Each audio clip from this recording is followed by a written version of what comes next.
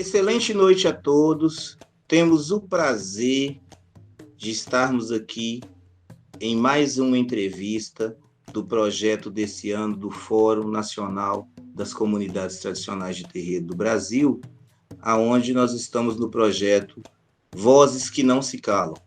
E a temática desse ano é justamente, como todos já sabem, é a representação política das comunidades tradicionais, aonde a gente vai estar recebendo vários convidados do Brasil inteiro, pessoas do nosso povo e que sempre estão, sempre estiveram e sempre estarão fazendo acontecer em relação às políticas públicas, em relação às questões das representatividades.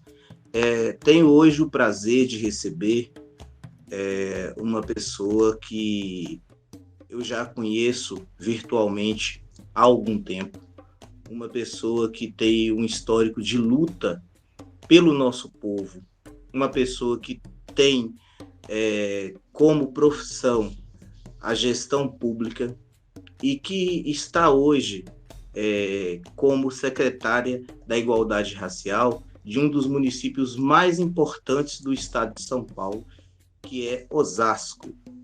Osasco ele fica na região metropolitana, ou seja, faz parte da Grande São Paulo, né? Doutora Amanda França. Esteja à vontade, doutora Amanda, um prazer recebê-la aqui. Eu tenho a certeza que todos e todas as nossos ouvintes estarão contemplados e representados com a sua fala, né? A senhora que é uma pessoa que é ativista, a senhora que é uma pessoa que sempre foi uma mulher de luta, e que prazer ter hoje a sua presença para poder falar com os nossos ouvintes. Seja bem-vinda e, enfim, que nós tenhamos uma bela aula que eu tenho certeza que a senhora vai ministrar. Babá Wellington, muito grata por esse convite para participar desse momento de construção de uma pauta tão importante como essa, né, que é a questão relacionada às políticas públicas de promoção da igualdade racial, que resvala, que traz resultados e que precisam ser abordados, implementados e dialogados com os povos tradicionais, com o povo preto. Nós estamos num momento de muito destaque, né, na questão da pauta negra, da pauta preta no nosso país, mas ainda estamos aquém de todo o processo de construção verdadeira e de políticas públicas de qualidade. Então, é um imenso prazer estar aqui nesse ambiente de construção de conteúdo para disseminar a experiência de Osasco, para que os outros municípios entendam o quanto é importante inserir essa pauta na agenda pública, né? Eu quero pedir a bênção a todos que estão aqui, aos babás, às mães, aí a orixás.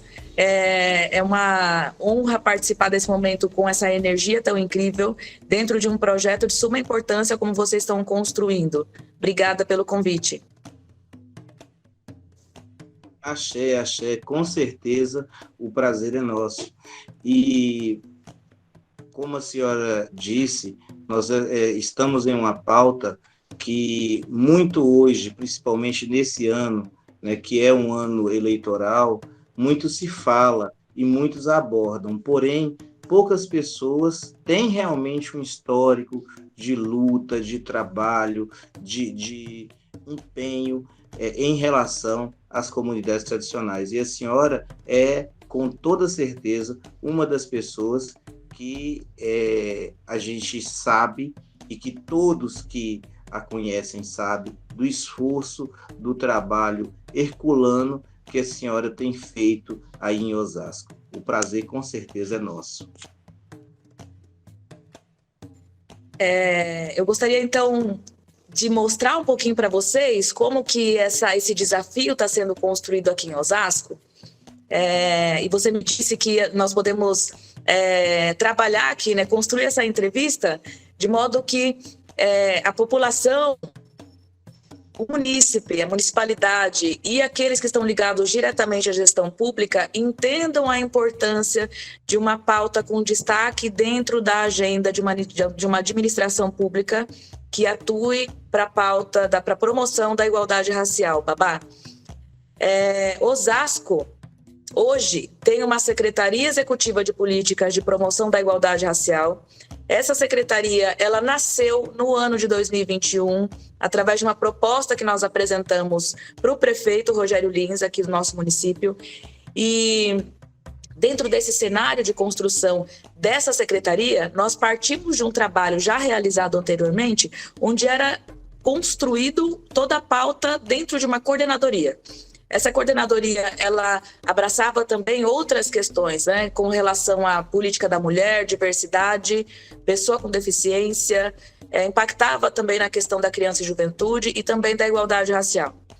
E aí, entendendo que a equipe era pequena e ela não conseguia dar conta de toda a demanda que existia num município como Osasco, porque hoje, se nós olharmos para o censo de 2010, para o levantamento que aconteceu, nós tínhamos um cenário aqui de 700 mil habitantes.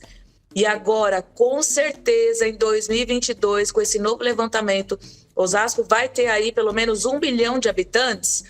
Ter essas pautas num guarda-chuva de uma coordenadoria e que tem que dar conta de um município como Osasco, ficava muito aquém. A política pública, ela não conseguia atender sobremaneira toda a demanda que existe no nosso município.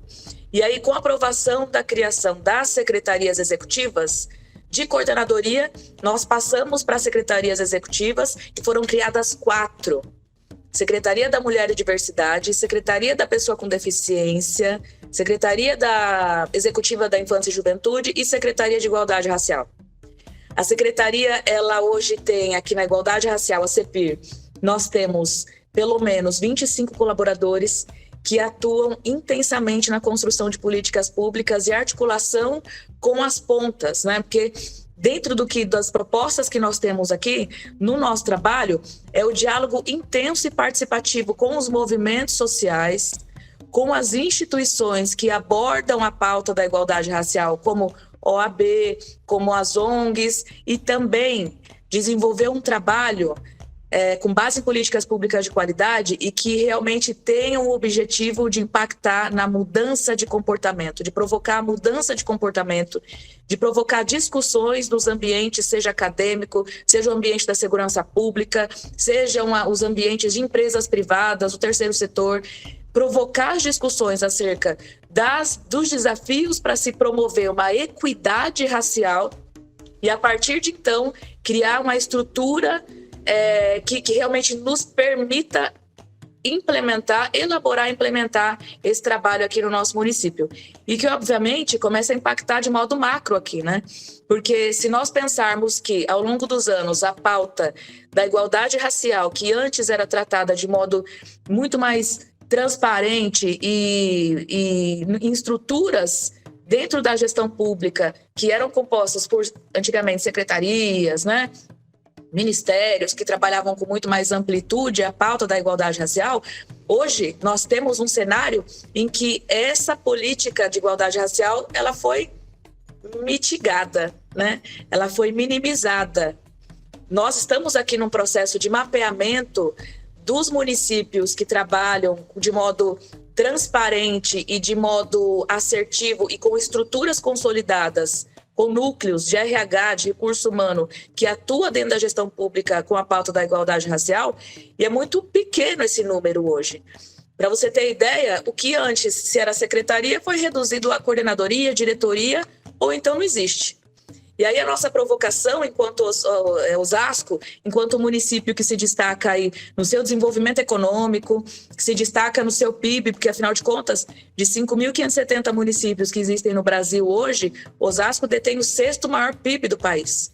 E aí, olhar para esse cenário, no desenvolvimento econômico acelerado, e não pensar na parte do desenvolvimento humano e com nitidez com as pautas e qualidade na prestação de serviço, na elaboração de políticas públicas que promovam a valorização dos povos vulneráveis, dos grupos vulneráveis, dos povos tradicionais, nós ficaríamos com uma cidade com um perfil estritamente econômico e financeiro, e nós não conseguiríamos avançar nesse aspecto humano. E aí, Osasco, a partir do ano passado, que nós tivemos a oportunidade de constituir essas secretarias, começamos então esse trabalho em campo, ocupando agora os territórios. Nós estamos muito felizes com muitos resultados alcançados. Para você ter ideia, Babá, um dos resultados que eu gosto muito de destacar é o GT de Direitos Humanos e Combate ao Racismo, onde nós conseguimos abertura de portas e oportunidades para dialogar com a estrutura da segurança pública, em que é necessário desconstruir o racismo institucional que está intrínseco a esse grupo, né? Quando nós falamos nisso, obviamente que nós temos que ter uma percepção muito séria de onde nós estamos pisando, porque nós sabemos muito bem que, apesar de que existe um avanço para tratar a pauta da igualdade racial e ferramentas hoje de combate ao racismo, combate ao preconceito e todas as formas de violência, as instituições como um todo ainda são núcleos rígidos que perduram com a questão do racismo institucional, estrutural, e que nós precisamos encontrar os nossos pares dentro desses núcleos, dessas estruturas, desses organismos. Identificados os pares que estão dispostos a implementar políticas públicas que promovam a igualdade racial, a gente consegue dar alguns passos para além do que nós entendemos que é possível construir como política pública voltada só para grupos específicos, que é fácil dialogar com o movimento social que aborda hoje a questão da igualdade racial. Mas e para além disso? E realmente abordar, furar a bolha e ingressar em estruturas onde essas questões são muito mais rígidas e de extrema dificuldade para ser abordado. Então, a CEPIR hoje, ela vem com uma proposta muito forte de romper, de furar essa bolha, ingressar em espaços para trazer a questão da discussão da igualdade racial em ambientes que não são fáceis de ingressarmos, mas, obviamente, pegar pautas como, por exemplo, a questão do fortalecimento dos povos tradicionais e fortalecer essas questões dentro dos nossos espaços, como a Casa de Angola. Hoje, Osasco tem um espaço de fortalecimento. Nós promovemos muitos momentos de encontro, debates, para que a pauta, a questão das religiões de matriz africana sejam abordadas. Em novembro, nós tivemos uma atividade muito importante, que agora a gente está recompondo tudo isso para dar continuidade, que foram as monitorias com as escolas municipais dentro da Casa de Angola. E aí é um ambiente onde o professor, o diretor, tem a oportunidade de tirar aquele aluno do ambiente escolar e levar ele para uma aula em campo, para que ele receba aquele conteúdo sobre a sua ancestralidade, sobre como que se configurou esse processo da escravização dos povos pretos, e que hoje nós estamos aqui no Brasil, num país em que precisamos do fortalecimento dessas crianças, para que elas se tornem cidadãos muito mais empoderados e pertencentes ao seu território. E aí, quando aquela criança se tornar um jovem, ele vai encontrar um ambiente seguro e acolhedor, num espaço onde a segurança pública precisa identificá-lo como um par, como aquele que precisa ser respeitado, como aquele que precisa ter um comportamento, ser abordado, né? Essa questão da relação entre a sociedade civil e a segurança pública, reconstruída de modo muito mais respeitoso, carinhoso e, obviamente, olhando para a nossa ancestralidade, porque, afinal de contas, nós somos parte de um povo que é descendente de negros que foram escravizados e de indígenas. Então, olha a nossa essência, a nossa ancestralidade aqui no nosso país, né? E entender tudo isso, que é a pauta que a Secretaria dissemina em todos os territórios aqui no nosso município e que acaba impactando de modo macro aqui nas outras cidades também, é muito importante para conduzirmos o nosso trabalho e ter um resultado bacana, ter um resultado realmente efetivo no nosso propósito aí de acordar todos os dias e entregar o nosso melhor, né? Excelente, excelente. E realmente, no momento, né, onde mesmo depois do que aconteceu lá nos Estados Unidos com aquele rapaz lá, o George Floyd, com aquela situação lá no sul do país também, onde um rapaz, infelizmente, veio a óbito devido a uma abordagem de um segurança de um hipermercado. Nós vimos semana passada, né, um rapaz também que foi sufocado dentro de uma viatura da Polícia Rodoviária Federal e, salvo me engano, ontem ou anteontem, também em São Paulo, a Guarda Municipal fez uma abordagem a um morador de rua, onde se colocou ali, infelizmente, uma cena terrível, onde se colocou o joelho, né? Depois do cidadão, né, do morador de rua, já imobilizado, ele colocou o joelho no pescoço do rapaz, aonde ali estava tendo um sufocamento.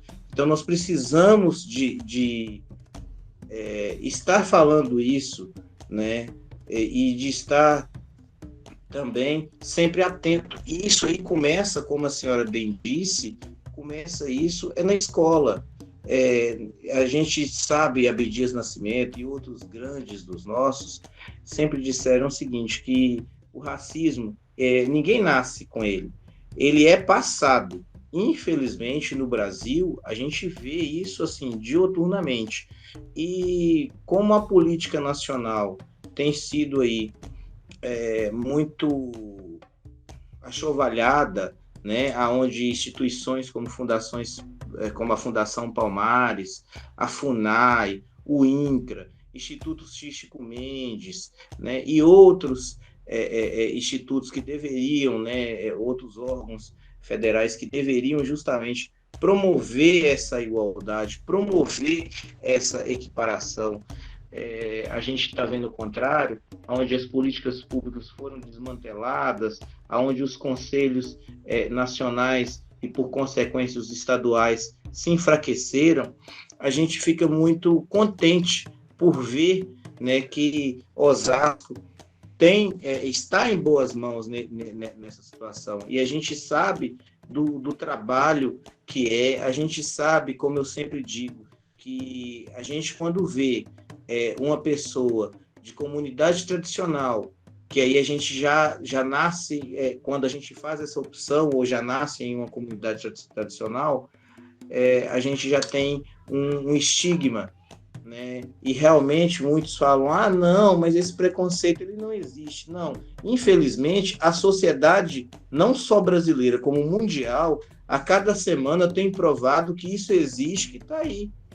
Que nós tivemos aí, entre aspas, né, a liberdade, mas essa liberdade, quando se fala que acontecem as coisas na periferia, que acontecem as coisas debaixo das marquises, aonde os olhos, né, e os ouvidos dos mais abastados não estão, a situação é outra. A violência na abordagem, a forma de abordar, isso tudo, infelizmente, vai impactando na sociedade. E nós, que somos pretos e que representamos mais de 60% da população brasileira, e se for olhar no DNA de todo brasileiro, daquele branquinho com olho azul, você vai encontrar no DNA dele, vai encontrar traços negros.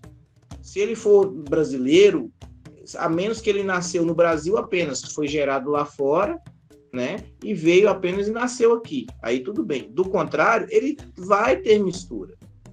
E as pessoas até hoje não entenderam isso. Até hoje eles acham que por ter mais ou menos melanina é que vai diferenciar alguma coisa. E isso, quando a gente fala sobre racismo estrutural, quando a gente fala dessas questões, nós temos que lembrar que desde que o Brasil é Brasil, e aí nós tivemos questões, a senhora esteve atenta em relação a isso, estamos aí com o marco temporal em cima dos nossos povos originários, nós tivemos problemas sobre a lei de cotas, estamos tendo represária em relação às universidades, né? Então, assim, são absurdos jamais vistos, aonde gestores públicos como a senhora é que fazem a diferença. E as pessoas acham que não, mas como é difícil, hoje em dia, estar em uma posição, por ser mulher, sim, por ser negra, sim, por ser de terreiro, sim. como é difícil, não é fácil. E os nossos ouvintes que estão nos ouvindo, né, irão nos ouvir, eles com certeza vão se identificar muito com o que a senhora está falando aí para os nossos ouvidos, e nos faz muito bem, porque se você pegar municípios que não têm vamos dizer assim, a condição econômica de Osasco, mas que poderia sim fazer um trabalho de equiparação, poderia sim fazer um trabalho de educação, né, contra o racismo, contra a intolerância religiosa, contra o feminicídio, eles não fazem, né? Eu acredito que nós tivemos aqui em Minas Gerais também um outro fato meio complicado, onde uma professora no sul do estado, na cidade do sul do estado, onde uma professora ela pintou o rosto, né, de guache preto e vestiu uma roupa preta e fazendo alusão. Então, assim, nós ainda temos esse tipo de situação, e o pior, quando essas pessoas às vezes são perguntadas ou são interpeladas o porquê que elas fizeram isso, elas falam, não, mas nós não fizemos nada demais. Isso aí é porque o pessoal se vitimiza. Então, assim, quando as pessoas tiverem a noção de que afeta o outro, de falar assim, afeta para você ouvir, o seu cabelo, você poderia dar uma alisada nele, entendeu? Isso afeta. Às vezes, uns já estão calejados, igual é o meu caso, passa batido, mas geralmente eu sempre dou aquela alfinetada, lógico, mas não vai me afetar. Mas para a grande maioria, principalmente para os nossos jovens, para as nossas jovens, isso vai causar um trauma que vai ficar ali aquela ferida para o resto da vida.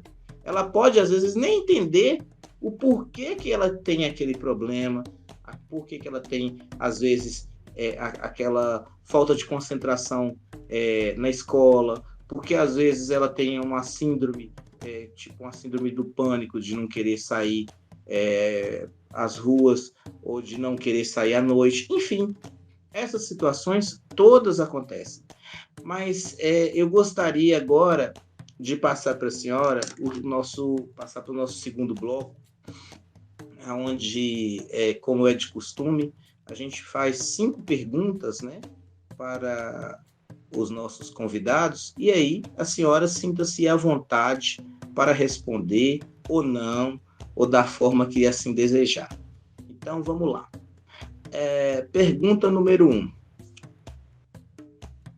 A senhora, doutora Amanda França, acha que qual seria o caminho para que as situações sejam mais igualitárias em relação à perspectiva da mulher preta no Brasil, nos espaços de poder?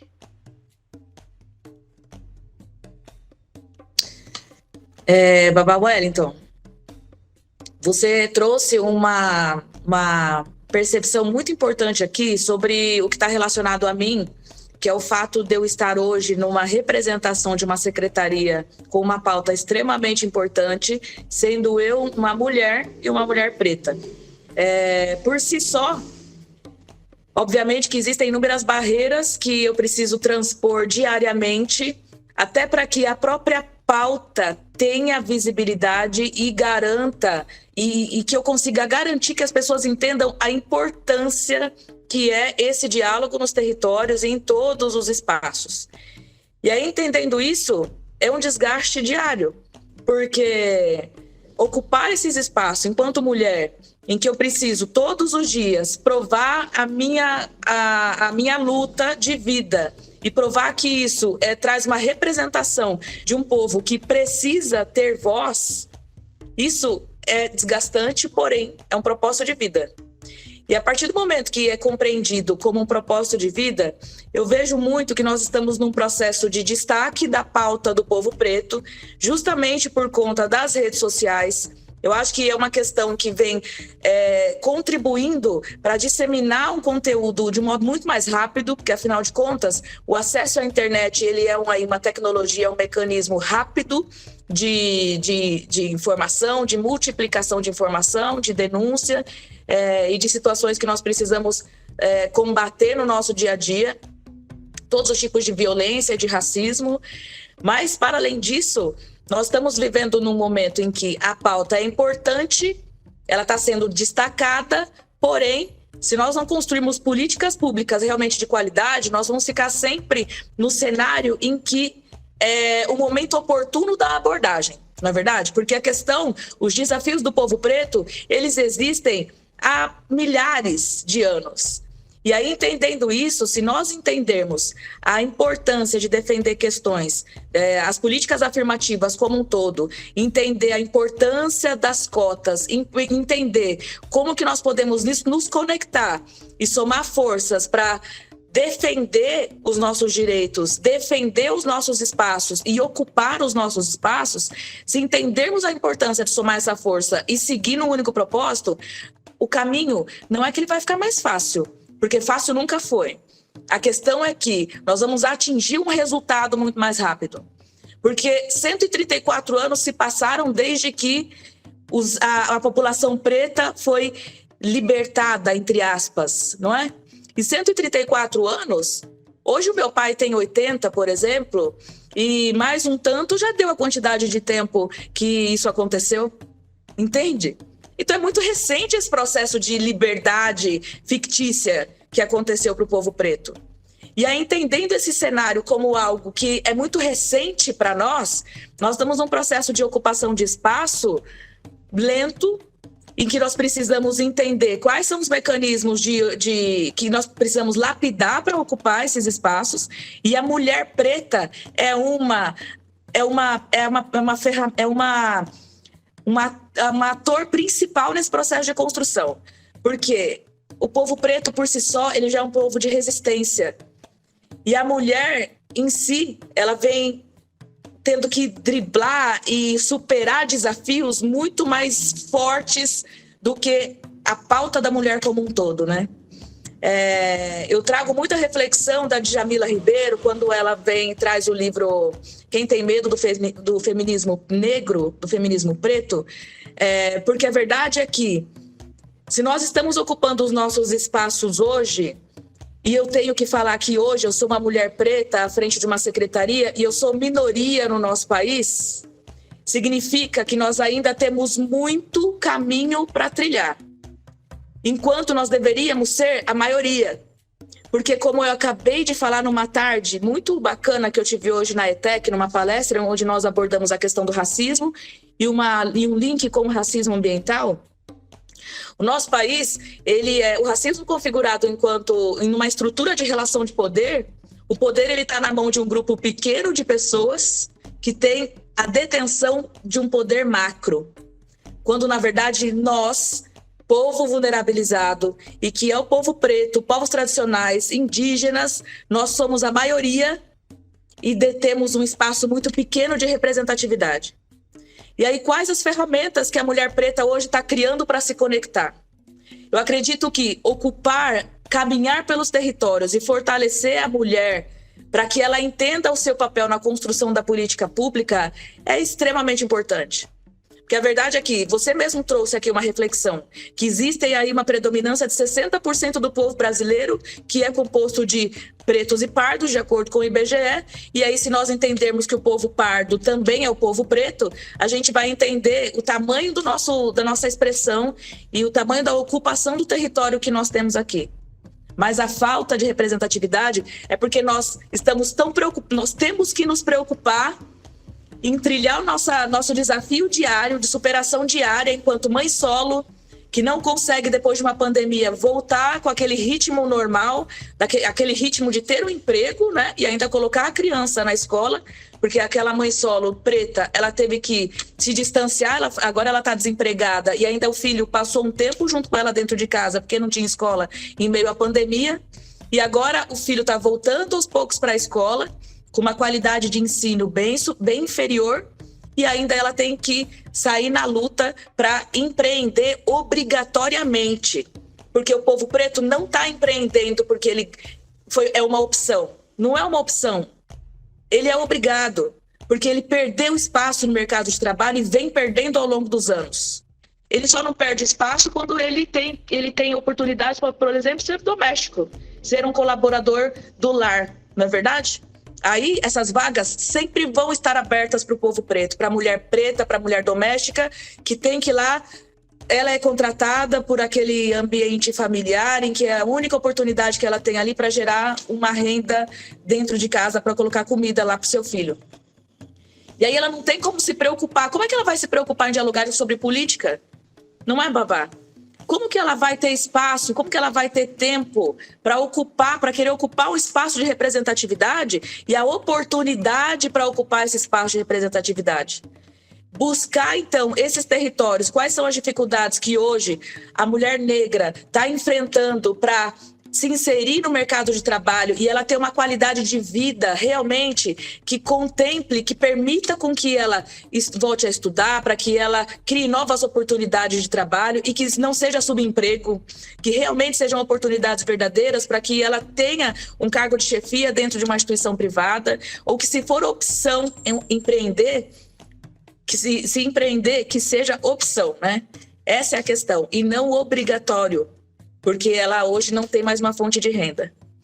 E aí, também trabalhar, eu acredito muito no processo que nós podemos construir para que nós possamos garantir essa representatividade com as nossas crianças e com os jovens, que hoje estão crescendo, precisam se tornar formadores de opinião que têm com nitidez a pauta da igualdade racial, que entendam a questão raça-cor, o quesito raça-cor, que entendam a questão da condição social em que nós vivemos aqui, esse cenário social que vivemos, e se empoderem para criar ferramentas de combate ao racismo e gerar oportunidade. Para dar um exemplo disso, depois dessa palestra que nós fizemos hoje com a ETEC, aqui no centro de Osasco, que é a Minas Bogazian, a nossa proposta, além de levar o conteúdo de disseminação do que é o racismo ambiental, nós provocamos cerca de 300 estudantes para que montassem, para que agregassem o nosso GT de Direitos Humanos e Combate ao Racismo e começassem a provocar dentro da instituição políticas afirmativas que realmente possam ser externalizadas para o mercado de trabalho. Então, imagina que é possível criar um ambiente de discussão, um ambiente de uma análise mais profunda dentro dos nossos espaços de ensino e que esses jovens possam fazer provocações realmente pertencentes ao espaço dele para a gestão pública e que isso também seja provocado dentro de instituições como empresas privadas. É um processo de construção, porque esse jovem ele vai bater na porta de uma empresa privada para pleitear uma vaga de jovem aprendiz, por exemplo. Mas se antes já aconteceu um diálogo onde foi possível apresentar propostas que realmente abram portas e oportunidades para que esse jovem seja ingressado no mercado de trabalho e aquela mãe preta também tenha a oportunidade de ter o seu espaço de trabalho garantido, é possível com que nós possamos impactar verdadeiramente no processo de representatividade do povo preto na construção de políticas públicas e representatividade nas cadeiras do legislativo, do executivo, do judiciário. É um processo de construção contínuo. Propostas assim, Babá, eu acredito que permeiam todo um processo de construção de um cenário onde, obviamente, que a curto prazo seria muita... eu não conseguiria falar isso para nós aqui, colocar nesse momento que nós conseguiríamos um resultado rápido, mas que se não nos movimentarmos, não é possível construir uma sociedade com base em equidade racial. Com certeza. A gente consegue observar ao longo das décadas que não vai ser em 4 anos e não vai ser uma ou 2 gerações em que nós iremos tirar primeiro a forma como o Brasil se criou. porque o Brasil foi invadido. Eu costumo sempre brincar isso, e com muita naturalidade. O Brasil ele não foi colonizado. Colonizado foi, por exemplo, os Estados Unidos da América, porque lá os ingleses que para lá foram, eles carregaram papagaio, cachorro, esposa, filho, planta, árvore, enfim, eles carregaram a vida deles para tentar a sorte naquele território desconhecido. E mesmo assim, dizimaram os indígenas de lá. E mesmo assim, fizeram de toda sorte um pouco com os negros que lá estavam, com os pretos que lá chegaram. Enfim, é muito complicado. E isso aí é muito importante para que o nosso povo entenda isso. A senhora conseguiu tocar em situações onde poucos dos nossos conseguem compreender. Não adianta apenas a gente pensar que eu vou falar a grosso modo, né, com políticas como cesta básica, né, vai resolver o problema, que é um problema estrutural, é um problema de colonização e que vem desde lá e que permanece através dos anos. Igual a senhora citou aí, meu pai, por exemplo, ele tem 84 anos de idade, minha mãe tem 80. Então, eles conheceram, igual o pai da senhora, conheceram pessoas que foram escravizadas. E mesmo assim, a gente sabe que, entre aspas, né, a liberdade do povo preto, ela existiu apenas no papel. A gente costuma brincar isso, né, os historiadores também, que foi escrita a lápis e apagada logo depois, né, para não, como diz, até mesmo como uma forma de autocontrole, para que o nosso povo não fizesse uma rebelião, para que, de fato e efeito, as coisas se consertassem. Eles falaram assim, não, se vocês não derem isso aqui, eles vão se rebelar mesmo, eles já são milhões nesse país, eles são a força locomotora desse país e vão dar um basta. Então, não, antes disso, não, eu vou aparecer aqui como a salvadora, eu vou assinar, né, eu sou a princesa, eu vou assinar como a salvadora, vou dar um cala-boca neles e pronto, vou deixar a coisa assim mesmo. Mas vamos lá para a nossa segunda pergunta. Como a Constituição Federal de 1988 garante a igualdade entre todos os brasileiros, o que, na opinião da senhora, falta nas esferas municipais, estaduais e federais para que isso realmente aconteça? Babá Wellington, a partir do momento em que nós temos uma diretriz com uma Carta de Direitos Humanos que traz em si a questão da garantia de direitos e da liberdade dos povos, é fato que, por mais que a nossa Constituição ela traz também um diálogo que, na teoria, tenta garantir com que os povos atuem num ambiente social igualitário, as relações de poder elas não permitem que a população racializada, os grupos racializados, eles ocupem o seu espaço e a sua representatividade. O próprio sistema econômico que nós vivemos, ele precisa garantir que existam estruturas diferenciadas, né, para que ele perdure. O sistema capitalista em si, por si só, ele precisa fazer com que existam as relações de poder sobre esses grupos, onde o racismo ele é configurado, e a partir de então, essas relações permanecem para que a nossa representatividade não tenha expressão. E as nossas vozes são caladas diariamente. E aí, pensando em mecanismos que realmente consiga desconstruir todo esse contexto de relações de poder, eu acredito muito na qualidade da prestação de serviço de políticas públicas para a garantia de direitos. Um recorte disso é a questão do racismo ambiental. O racismo ambiental ele traz em si uma situação de degradação de vidas, de violação de vidas, quando A população preta, ela precisa se preocupar com áreas inundadas onde ela mora, ela precisa se preocupar com os aterros, com o descarte de resíduo, cujo aterro sanitário, o lixão, está do lado da sua residência. Ela tem que se preocupar em se garantir financeiramente, de modo que ela tenha um salário mínimo que não acompanhe o desenvolvimento, a inflação do nosso país. E aí, a partir disso, ela contribui muito mais com impostos, ela tem poucas oportunidades de emprego, de geração de trabalho e renda, e ela sempre é marginalizada. Se nós pensarmos que uma política pública de qualidade precisa garantir uma formação do povo preto que realmente o inclua de modo digno no mercado de trabalho e que dê opção para empreender, como eu falei anteriormente, que gere oportunidade de crescimento pessoal, profissional, na qualidade da saúde, na qualidade da educação, nós vamos começar a criar uma estrutura, um campo, um cenário de maior potencial de equidade racial.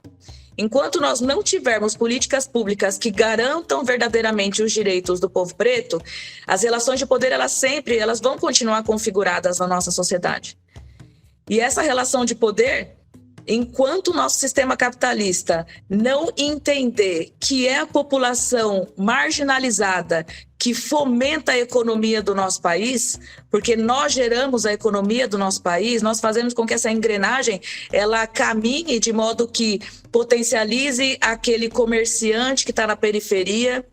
Nós hoje nós temos alguns instrumentos que garantem de modo muito baixo, de modo uma renda, um processo assistencial com programas assistenciais que hoje garante com que o povo preto, a população em situação de vulnerabilidade, tenha o mínimo de acesso financeiro para conseguir hoje para conseguir garantir a sua alimentação. Mas a verdade é que o país ele não trabalha, ele não se desenvolve, ele não evolui de modo equilibrado como nós precisaríamos. Então, nós temos um povo que fomenta a economia de um país, mas um povo que não faz parte da estrutura econômica do país. São as relações de poder, os grupos que detêm a relação de poder, que ditam as regras do quanto o grupo vulnerabilizado vai injetar de economia no nosso país. Imagina que se hoje nós temos aí os programas assistenciais, como mudou o nome, né? De Bolsa Família foi para Auxílio Brasil. É isso, né, Babá? É excelente, realmente é muito complexo a nossa situação. Mas vamos lá para a nossa terceira pergunta. E essa aí ela é delicada, mas vamos lá. Na sua opinião, o que a senhora acha das inúmeras situações onde vários políticos a nível nacional tentam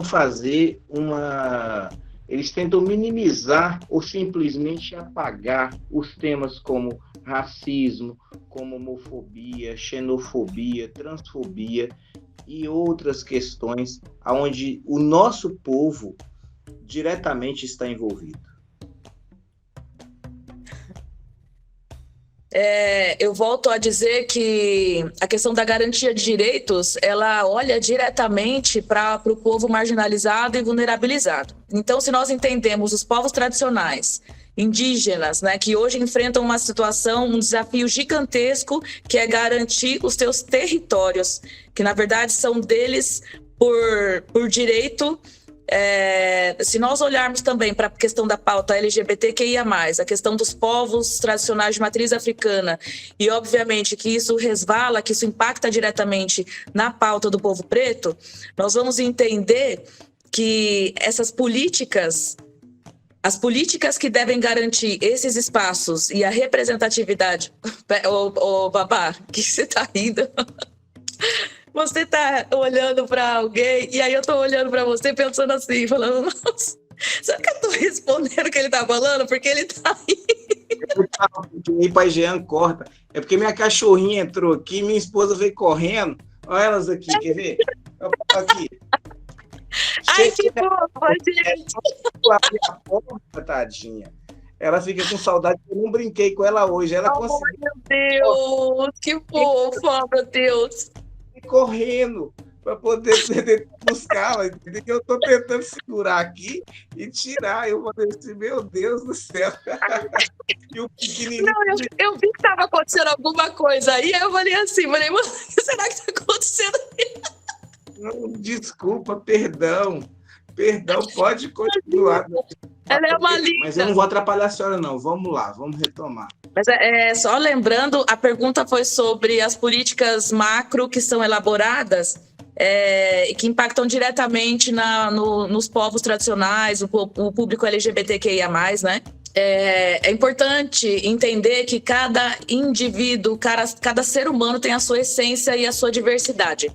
E dentro desse cenário múltiplo de diversidade, nós formamos um grupo que cada um tem a sua percepção, cada um tem o seu conteúdo, cada um tem a sua ancestralidade. E quando nós falamos de políticas hoje que impactam diretamente na minha forma de expressão, seja ela social, religiosa, seja questão de identidade de gênero, nós estamos sendo violados, nossos direitos estão sendo violados. E isso se refere muito, está muito relacionado à questão do preconceito que é exercido em cima dessas pautas. Porque a partir do momento que você não conhece, a partir do momento que você não dialoga, a partir do momento que esses grupos não entendem a importância de defender, compreender, dialogar com políticas públicas que garantam a pauta da diversidade, que garantam as expressões religiosas, que garantam o direito de liberdade religiosa, que garantam o direito do público LGBTQIAPN+, se ocupar os seus territórios, ocupar os seus espaços, é importantíssimo que nós possamos nos blindar contra esse processo de construção dessas políticas violentas, essas políticas que inferiorizam, que querem destruir uma multiplicidade, uma diversidade individual de cada ser humano. E aí é a parte importantíssima onde os grupos têm que se organizar e estar juntos para somar forças no processo de defesa dos nossos direitos. E, neste momento, ocupar esse espaço de diálogo dentro do executivo, legislativo e judiciário faz com que nós possamos garantir verdadeiramente que essas pautas sejam abordadas, garantir representatividade através da eleição de pessoas, de representantes que levem a pauta, que construam políticas públicas de qualidade e de defesa desses públicos, desse recorte em específico, e assim caminhar para que nós possamos ter a nossa representatividade e eliminar essas políticas de opressão, essas políticas violentas que estão querendo construir. Excelente. Secretária, vamos lá para a nossa quarta pergunta. Onde a senhora acha que a sociedade brasileira, ou quando a senhora acha que a sociedade brasileira vai parar para poder pensar enquanto sociedade, para que as questões raciais não sejam tão explícitas como nós estamos vendo, porque parece que de um tempo para cá nós estamos vendo cenas que as pessoas não se preocupam e acham até bonito falar que são racistas, sim, que são homofóbicas, sim, que de acordo com essa ou com aquela identidade religiosa, ou ouvindo aquela fala, né, de certos representantes religiosos de denominações, em sua maioria neopentecostal, podem e devem fazer, sim, a opressão ao outro. A senhora acha que quando nós poderemos pensar em realmente um país mais igualitário, quando isso vai acontecer? Babá, nós estamos caminhando para um cenário em que as pessoas têm que entender que o racismo é crime. Hoje, para você mudar a percepção, mudar o comportamento e como um racista pensa, é um processo moroso em que nós precisamos entrar no embate. A verdade é essa, no embate intelectual, porque nós precisamos disseminar conhecimento, disseminar informação, e aí corremos o risco daquela pessoa estar aberta ou não ao conhecimento, né? Então, a partir do momento que o racismo é configurado como crime, nós temos canais de denúncia que permitem com que a sociedade que sofre esse tipo de violência denuncie esses casos, e aí sim, de modo que tenha começo, meio e fim o processo de denúncia e que realmente atinja aquele que cometeu o racismo. Nós vamos começar a fazer com que a sociedade entenda a gravidade dessa situação. E aí, eu falo isso, entender o racismo como crime, é para aqueles que hoje são racistas e que precisam respeitar os nossos espaços e respeitar esses grupos que têm que ter os seus espaços, a sua garantia de direitos realmente intrínseca à nossa sociedade. Mas, para além disso, qual é a construção que nós estamos fazendo com as nossas crianças?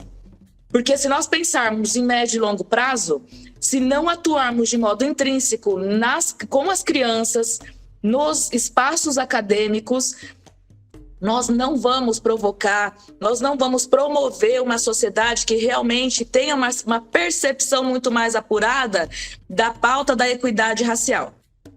A Lei 10.639, ela busca garantir hoje, né, na nossa atualidade, a questão, o âmbito escolar, ele, por lei, tem que abordar a pauta afro-brasileira, a cultura afro-brasileira, no cotidiano pedagógico. Mas não é o que acontece. E se isso não é abordado diariamente e somente nos meses de referência, como, por exemplo, Dia do Índio, como chamam, ao invés de entender que não é isso, que é a pauta indígena que deve ser abordada, entender que diariamente a nossa ancestralidade, o contexto de construção da afro-brasileiro aqui no nosso país, que ele deve ser abordado com profundidade diariamente, se isso não for garantido, infelizmente, isso só é abordado em novembro, quando chega o Novembro Negro. Então, por um lado, de modo que o racismo ele é crime e que essa denúncia sejam cada vez mais, os canais de denúncia tenham potencialidade para que realmente as pessoas sejam punidas, e de um outro lado, o processo educativo, para que as crianças que não nascem racistas sejam multiplicadores de ferramentas antirracistas entre os pares, entre os familiares, no seu meio social e assim por diante. Eu acho que esse equilíbrio, esse cenário, essa construção dessa dualidade vai permitir com que a médio e longo prazo nós tenhamos uma sociedade muito mais nítida nos seus conceitos, em processo de desconstrução do racismo que a gente enfrenta todos os dias. Perfeito. A nossa quinta pergunta, eu vou fazer ela, que vai ser a última por hora, mas antes de fazê-la, desde já, eu quero convidar a senhora para estar na abertura do Fórum Nacional esse ano, que será justamente no dia 7 de setembro. Eu sei que é uma data onde a senhora vai ter uma agenda apertada, onde todos nós teremos uma agenda apertada, mas eu acho de suma importância a gente pegar pela significativa da data, né, uma certeza que nós, enquanto brasileiros, independente de estar em Minas, de estar em São Paulo, de estar no Pará, no Paraná, no Acre, em Roraima, no Mato Grosso, enfim, independente de estar em qualquer um dos estados, em qualquer cidade da federação, todos nós temos que comemorar esse 7 de setembro e comemorar ele no significado da liberdade, comemorar esse 7 de setembro no mais alto, quando a nossa bandeira brasileira representa o nosso povo. E de uma forma democrática, quando chegar em outubro, a gente dá a devida resposta. porque eu acredito, não só enquanto religioso, se é que hoje em dia tem como me separar de ser sacerdote e ser civil, eu acho que não tem, né? Mas enquanto ser humano, porque a gente viu cenas terríveis, passamos por uma pandemia que ainda não acabou e a Europa já está tendo casos lá de outras situações, igual nós estamos vendo aí, também nos Estados Unidos nós tivemos casos, aqui no Brasil já tem duas suspeitas também, ou seja, provavelmente nós teremos uma pandemia e Olorum, que sabe, mas poderemos ter duas pandemias uma atrás da outra. Os casos de dengue voltaram, né? Enfim, chikungunya também. Enfim, nós tivemos anos complicados. E junto com esses anos complicados em termos de saúde, em termos de muitas perdas a nível mundial, acho que não existe esse ser humano do planeta que não perdeu alguém que gostava, que não perdeu um vizinho, um pai, um tio, um avô, um primo, um amigo, um colega de trabalho, um colega de escola. Todos nós tivemos perdas, né? E a gente ainda não teve muito tempo nem para poder se dar conta disso e chorar essas perdas, porque, infelizmente, foram várias coisas acontecendo em escaladas praticamente simultâneas. Mas eu vou fazer essa quinta pergunta, mas, na verdade, não é uma quinta pergunta. Na verdade, pedir para a senhora, de acordo com a sua percepção, de acordo com o seu eu, né? Enquanto ser humano, enquanto cidadã, o que a senhora deixaria de mensagem para as nossas e os nossos, o nosso povo preto, o nosso povo de periferia, as pessoas que estão aí desoladas, muitas por catástrofes, igual aconteceu em Minas Gerais, aconteceu em São Paulo, aconteceu no Rio de Janeiro, em Teresópolis, aconteceu agora recentemente em Pernambuco, né? Aconteceu na Bahia, no sul da Bahia. Enfim, o que a senhora deixa como mensagem, principalmente para as nossas crianças, os nossos adolescentes, as mulheres, principalmente por a senhora representar e tão bem o nosso povo? O que a senhora deixa como mensagem para esse ano de 2022? Babá, essa pandemia, ela mostrou um cenário de isolamento social, mas que, na verdade, os grupos vulnerabilizados, marginalizados, já vêm sofrendo ao longo de milhares de anos, né? E aí falar de distanciamento social, isolamento social, acaba sendo até irônico, né? Porque o povo preto já vem sofrendo isso ao longo de muito tempo. Então, o que nós observamos, o que eu pude observar durante todo esse tempo, esses 2 anos intensos aqui, foi que o distanciamento social que tanto foi falado, que já existe entre o povo preto e aqueles que detêm a relação de poder, só ficou muito mais atenuado, né? Aliás, ficou muito mais intensificado. E aí, entendendo que isso se intensificou, qual que é o nosso papel de nós realmente olharmos onde estão os nossos pares? Os nossos pares, eles têm que ocupar os espaços de decisão. E aí, entender onde estão esses nossos pares, para que as políticas, para que o trabalho em defesa do povo preto seja entregue, que seja desenvolvido, que seja garantido, é muito importante. Mas aí é difícil falar que isso é importante se você está preocupado em garantir que você tenha o mínimo de estrutura para você viver no seu dia a dia. Então, a verdade é que nós estamos vivendo, nós passamos por uma pandemia que, na verdade, dentro de um cenário que já existia para o povo preto de isolamento social, e que isso só foi intensificado e deram uma verdadeira visibilidade a partir do momento que impactou também na vida daqueles que detêm a relação de poder. e que nesse momento o que nós precisamos é entender quais os passos que precisamos dar para nos conectar.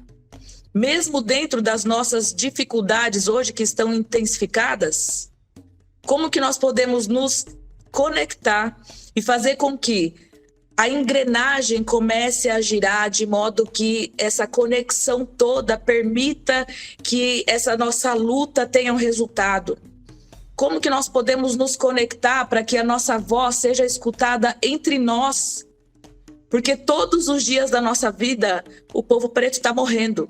O povo preto morre pela violência causada pela segurança pública, ele morre por conta do esgotamento emocional, ele morre por conta do esgotamento físico, ele morre por conta dessa violação de direitos que acontece todos os dias da nossa vida. Mas é importante entender que todos os dias, Oxalá nos coloca num ambiente de conexão. E se conectar é importante para que nós possamos construir uma sociedade muito mais igualitária, no sentido de que os nossos irmãos estão juntos, mas muito mais voltada para a equidade racial, porque não queremos ser iguais, não é verdade? Nós queremos um grupo organizado para que nós tenhamos qualidade na nossa vida, para que nós tenhamos os nossos espaços, nossa garantia de direitos e para que tenhamos um ambiente construído com base no nosso direito de ocupar os nossos espaços e que isso seja normal, que o normal seja a representatividade do povo preto. Que em hipótese alguma tenhamos como normal a morte do povo preto e a violação dos nossos direitos. Que não seja normal olhar para uma notícia como aconteceu, como nós estamos vendo diariamente na televisão e nas redes sociais, olhar para toda essa violação de direitos e entender de modo normal e não se movimentar para que isso seja desconstruído. Porque a verdade é quando George Floyd foi morto, o mundo se levantou. A pauta do povo preto se tornou muito mais visível. Ela já existia, mas ela tornou visível. Enquanto aqui no Brasil, todos os dias o povo preto morre e é tratado de modo normal na mídia, nas redes sociais. É mais um vídeo que apareceu na minha timeline, né? Do Facebook, do Instagram. Onde nós estamos? A voz do povo preto tem que ser ouvida através dos movimentos sociais, através da gestão pública, através dos espaços que nós precisamos ocupar.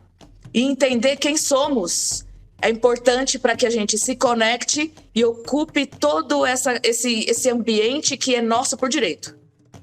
Olha, realmente eu não poderia esperar menos da senhora, minha amiga doutora Amanda França, não poderia esperar menos da senhora pelo que eu conheço, pelo que eu acompanho. Realmente, assim, uma satisfação, um prazer ter essa entrevista com a senhora. E é uma pena, né? Porque o que é bom dura pouco, como eu sempre digo para os nossos, eu sempre brinco isso. Eu falo assim, gente, o que é bom dura pouco, mas é o meu desejo e que eu tenho certeza que existe em cada cidade brasileira se tenha mulheres como Amanda França, para poder trazer essa força feminina, esse empoderamento. É isso que nós do Fórum Nacional estamos na persecução sempre, estamos sempre procurando trazer para o nosso povo as informações para que quando alguém nos ouça ou nos veja, ou nos ouça no caso do podcast, ou nos veja nas redes sociais, a pessoa possa virar e falar assim, eu posso. Se ela conseguiu, saindo da onde saiu, e chegando e estando aonde está, e aonde vai estar, porque com certeza, eu tenho certeza que a senhora vai alçar voos mais altos e estará sempre em favor dos nossos. Como me deixa satisfeito ver na fala da senhora essa vontade de transformar. Quem dera se em cada município nós tivéssemos gestores que chegassem pelo menos perto da senhora, porque nós não iríamos estar sofrendo o que a gente vem sofrendo. não só a nível do estado de Minas Gerais, como a nível do Brasil. Nós estamos com inúmeras dificuldades, porque parece que o efeito pandêmico ele ainda continua, e principalmente nas camadas mais vulneráveis. E aonde essas camadas mais vulneráveis vão rebelar vai ser no nosso povo, no nosso dia a dia. E a gente que é de zelador e zeladora, né, a gente lida com isso dioturnamente. Todo santo dia, quando eu acordo, eu, antes de pegar no telefone e antes mesmo de fazer minha higienização pessoal, escovar os dentes, tomar banho, etc. e tal, eu ajoelho no chão e peço mesmo força. E essa mesma força que eu peço, essa mesma força eu peço para todos nós, porque não está fácil. Agora, eu gostaria, além de agradecer a senhora, eu gostaria que a senhora fizesse as suas considerações finais. Mais uma vez, agradecer e dizer para a senhora que dia 7 de setembro, das 14 às 17 horas, estaremos juntos, e não é um convite, eu estou falando que é uma intimação, eu sempre faço isso. Como diz o professor Ivani dos Santos, eu não estou convidando, eu estou intimando. Então, você é obrigado a estar. Olha só para você ver, tá vendo? Então, assim, um prazer realmente ter a sua presença aqui. E, com certeza, dia 7 de setembro, estaremos juntos para a abertura do fórum, aonde todos e todas estaremos, como eu sempre digo, é lógico que cada um de nós, em seu espaço, com sua formação, uns têm formação na educação, outros têm formação na gestão, outros têm formação no direito, outros nas ciências humanas, enfim, cada um de nós procurando sempre trazer para o nosso povo essa força que a senhora demonstrou hoje, esse cuidado, esse zelo ao ministrar essa belíssima aula que a senhora deu. Com certeza o nosso povo, além de mim, vai gostar muito e gosta muito de ouvir os nossos. Então, meu muito obrigado mais uma vez e até setembro. Até setembro, Babá. Sua bênção novamente. Eu acredito que a nossa ancestralidade sempre se conecta, né, para que possamos construir esse espaço de fortalecimento e de defesa de um povo que realmente precisa de amor, precisa ocupar espaços e precisa ter um olhar diferenciado. E eu já vou te dizer que está aqui na minha agenda, acabei de anotar, 7 de setembro, o Fórum das 14 às 17, conte comigo. E também provocar todos que estão escutando no seguinte: os espaços de discussão participativa precisam ser ocupados. Cada município, em algum ambiente, em algum momento, em sua estrutura, pode ter um conselho municipal, pode ter um movimento social, e aí a sociedade como um todo precisa se conectar nesses ambientes, porque esses ambientes permitem que o diálogo aconteça e que a política pública seja implementada e que a gestão pública tenha um olhar importante para a construção da pauta da igualdade racial. E aí, nesse sentido, Osasco tem avançado para que essas discussões sejam fortalecidas. Nesse sábado, por exemplo, dia 4 de junho, vai acontecer uma formação para os conselheiros municipais. E a ideia é que possamos fazer uma conexão entre todos os conselhos, de modo que seja interconselhos, né? Essa pauta da questão da igualdade racial, que é uma pauta intrínseca a todos os setores, todos os segmentos, todas as secretarias de uma gestão pública. E entender isso, vamos seguir também para além da construção só do conselho e implementar políticas públicas que garantam a questão da interreligiosidade. Abordar a questão interreligiosa nos territórios é de suma importância para que sejam garantidos os direitos dos povos de matriz africana. A interreligiosidade é algo que tem que ser parte da gestão pública, da agenda pública. Osasco está avançando nisso, Babá. A Casa de Angola é um espaço de discussão. Na primeira semana de julho, é a Semana de Religião de Matriz Africana. Nós temos uma programação bem bacana, e aí eu vou te mandar a programação para, de repente, vai que você consegue participar conosco de algum momento. Já se sinta convidado, mas vim acrescentar com o nosso fórum interreligioso, que está crescendo, está sendo construído, vai ser muito importante para que depois os outros municípios possam replicar essa experiência dessa construção. Eu agradeço novamente pelo convite. Conta comigo para o que precisar, para que nós possamos construir essa pauta e seguimos. Axé, axé. Um forte abraço, gratidão.